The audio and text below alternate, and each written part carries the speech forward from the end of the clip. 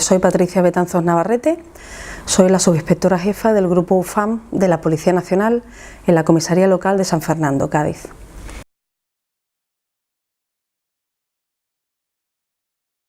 Como las siglas mismas indican, es Unidad de Familia y Mujer. La Policía Nacional tiene un grupo especializado en todos los delitos relacionados con la violencia de género, violencia doméstica y todos aquellos que están un poco vinculados a la indemnidad sexual. También hacemos especial hincapié en el tratamiento de menores cuando sus hechos delictivos reviertan una especial gravedad. Eso es la UFAM.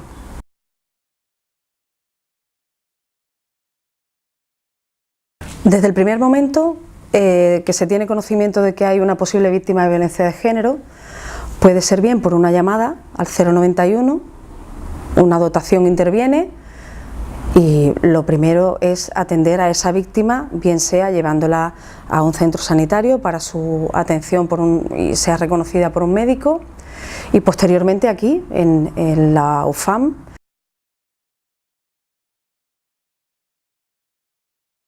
está la UFAM Investigación, que es el grupo que va a llevar a cabo toda la investigación relacionada con los hechos que han sucedido, la detención del autor y protección de esa víctima en los momentos iniciales. Desde ese preciso momento se le hará una valoración a la víctima, una valoración policial de riesgo, que nos va a dar una idea de la situación en la que vive esta víctima de violencia de género. Se tienen en cuenta muchísimos factores, pero sobre todo aquellos que puedan estar relacionados con la posibilidad o no de una gravedad más alta para ella, un riesgo más alto, para ella, para los menores que estén con ella o toda la persona que conviva en ese mismo domicilio y pueda ser víctima del mismo agresor.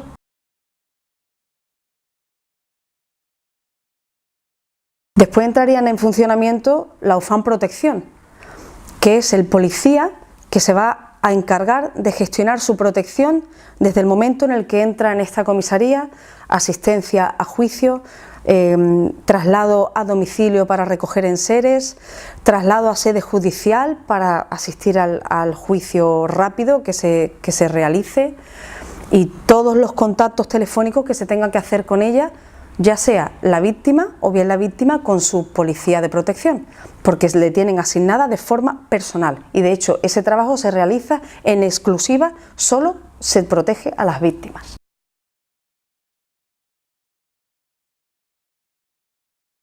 Los policías de protección están toda su jornada laboral, si no están en contacto telefónico con sus víctimas, es desplazándose a los domicilios, intentando entablar con ellas una relación de cercanía, como bien estás diciendo, pero sobre todo lo que pretenden es que le cuenten cómo se encuentra, si tiene contacto con su agresor, si su agresor hace intentos por volver a victimizarla y por supuesto evitarlo desde el momento en el que se detecte cualquier indicio.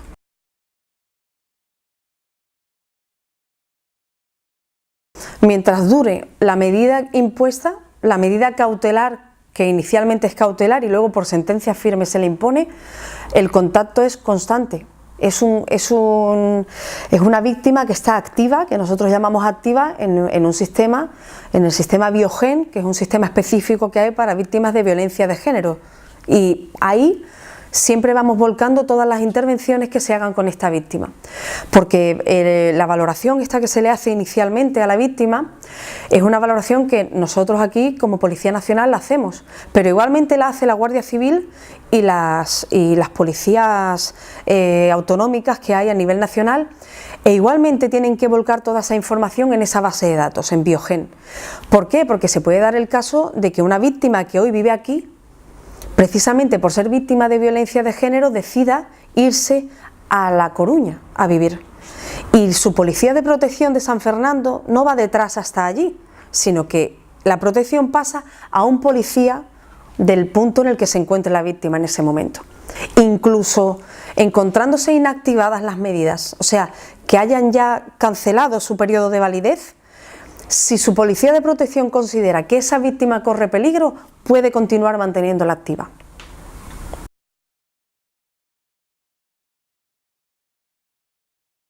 Desde el momento en el que en la comisaría entra una denuncia por violencia de género, Desde la ufana investigación, que se realiza el atestado que posteriormente se remite al juzgado, se haya detenido al autor o no, tienen conocimiento todos los indicativos de la comisaría. Si no se ha detenido el autor, con más importancia, se realiza una ficha en la que se da todos los datos de filiación de ese autor, fotografía y posibles datos de localización aquí en la localidad. ¿Que pensamos que el autor puede estar fuera de San Fernando? Pues se graba incluso una requisitoria policial a nivel nacional.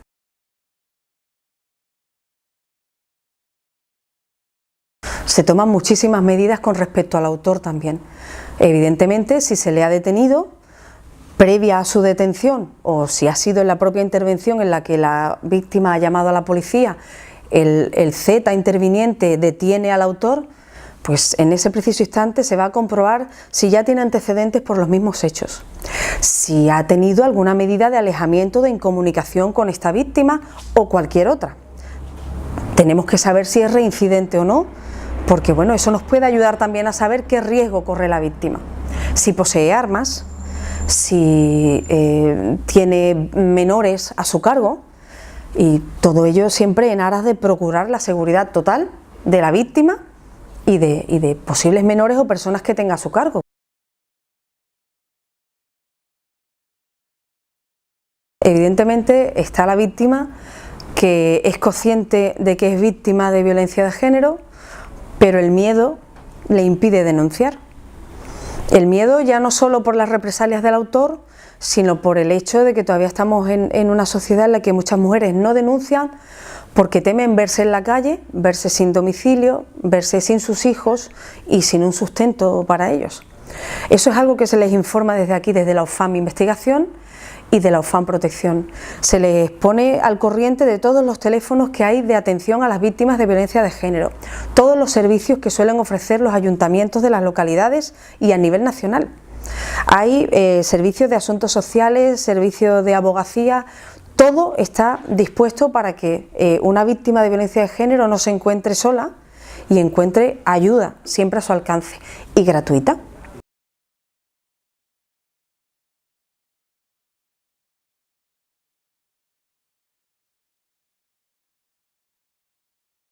Ahí entra un trabajo psicológico, más que policial, entra el trabajo psicológico. Se intenta hablar con ella, se le intenta hacer ver que su situación, la situación que vive es una situación de maltrato, que no tiene por qué aguantarla, que hay medios a su alcance, que se los podemos ofrecer. Hay ocasiones en las que tenemos que trasladarlas a una casa de acogida que nadie de su familia ni nadie de su entorno sabe dónde está, pero que a lo mejor es la medida más rápida y más directa para darle la protección inmediata a esa víctima, con sus hijos. Y eso es algo que muchas mujeres desconocen, muchísimas.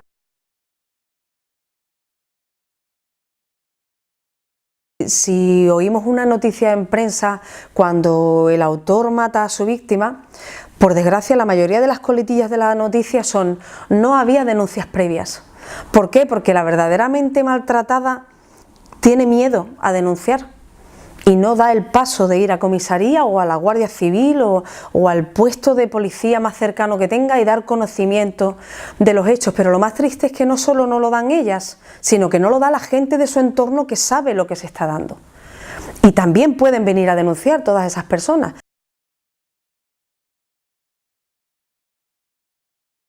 Todas las personas que estén bajo la custodia o bajo el cuidado de esa mujer que es víctima de violencia de género. Muchas tienen hijos, es lo que les evita que denuncien. Y con esos niños pues también procuramos tomar medidas, evidentemente, de alejamiento de su agresor, porque también son víctimas. Están sufriendo igualmente el maltrato físico o psicológico que les profiere el mismo autor. Y por supuesto también se interviene con ellos.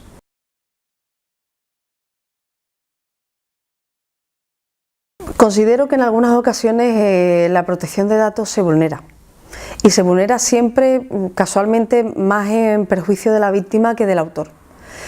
Sale una denuncia o sale una noticia de una muerte de una víctima de violencia de género y salen nombres y apellidos completos de la víctima, domicilio donde vive, si tiene hijos, si no, si es separada, si es casada, si es la nacionalidad, y del autor a veces solo salen las iniciales del autor de los hechos.